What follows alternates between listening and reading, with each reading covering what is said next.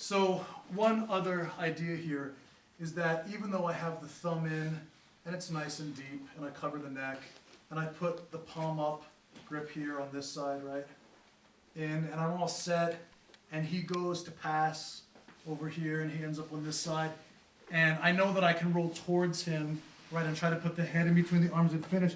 Maybe, though, he manages to get an arm in between, or he sits down a little bit, putting the neck too close for me to choke. Now it's an issue, right? Or maybe he just has a strong neck, even if the arm is out, and I'm just trying to turn here, and I can because he's keeping me from turning with the knee. Something's going on where the choke just isn't effective, right? Here's what I want to do.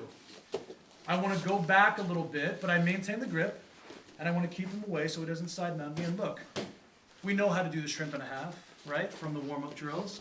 So I'm going to shrimp, and then shrimp and a half. And I keep my head up now, look, and I walk towards him, and then I drive him over. And here we are, back to the beginning. Back to the beginning, right? So the motion for me on the bottom is that I'm thumb in and palm up, and I try to roll and get the elbow across, and it doesn't work. So I back off a little bit and keep him away with my arms. And then I do the shrimp and a half. I shrimp, then I open the door, and this is very critical here. Remember, when you do the shrimp and a half, you don't roll over like this and give up your base. You shrimp, open the door, and then you stretch this leg between the opening that the other leg makes so that your hips turn down. So I'm going to keep the grip so you can see them. The hips turn down here. Now once I get to this position, remember there's two ways to come to the knees. One would be to back up with the palms flat. 1, 2, 3, and this is like a tactical retreat so I can reestablish base and fight from here. The other would be to shrimp and a half, and then put my hands here and drag myself forward. So I end up like this. Now the only difference between what I did and what you'll do is that you'll just hold his gi. And you have to lift your head up so that it doesn't stop you from moving forward. Look, if I'm down like this, it's hard for me to drag my knees because it rolls my neck. So lift your head up to make space, and then using his gi, you pull yourself close to him. Pull yourself to your knees. So this is exactly in line, in linear progression with the last segment we did.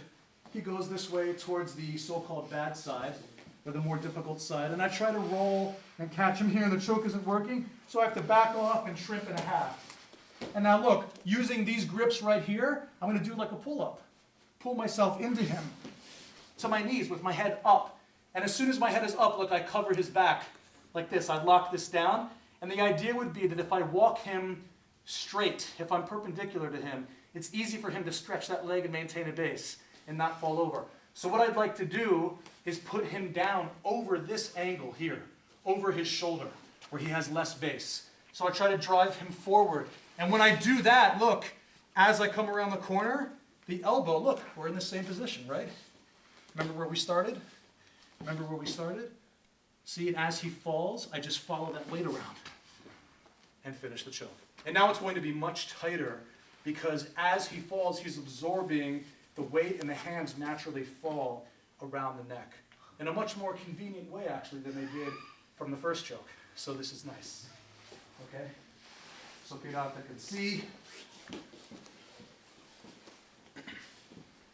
This would be my grip, which I've established because I got rolled from my attempt to do it from the top, or because in a little more advanced fashion, I'm just setting this from my guard position. And he passes somehow, and I try to roll, and it's not working, so I back up. And I go belly down using the shrimp and a half, right? Not rolling over, because I don't need that now. I need this tension here to keep him away.